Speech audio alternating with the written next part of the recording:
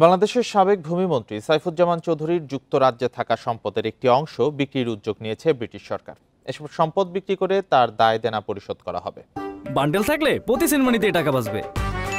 বিকাশ send money bundle কিনে জিতুন প্রতি লেনদেনে। যুক্তরাজ্যের সম্পদ ব্যবস্থাপনা প্রতিষ্ঠান গ্র্যান্ড থর্নটনের প্রশাসকরা সাইফুজ্জামানের সম্পদের একটি অংশ বিক্রির দায়িত্ব পেয়েছেন। সোমবার এক প্রতিবেদনে এ তথ্য জানিয়েছে ব্রিটিশ দৈনিক টেলিগ্রাফ।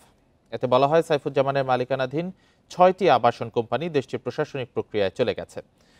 কোম্পানিগুলোর মাধ্যমে যুক্তরাজ্যে সাইফুজ্জামানের বিভিন্ন সম্পদ পরিচালিত হতো। এর মধ্যে লন্ডন ও ইংল্যান্ডের দক্ষিণ পূর্বের বিভিন্ন শহরে থাকা আবাসিক ভবন রয়েছে।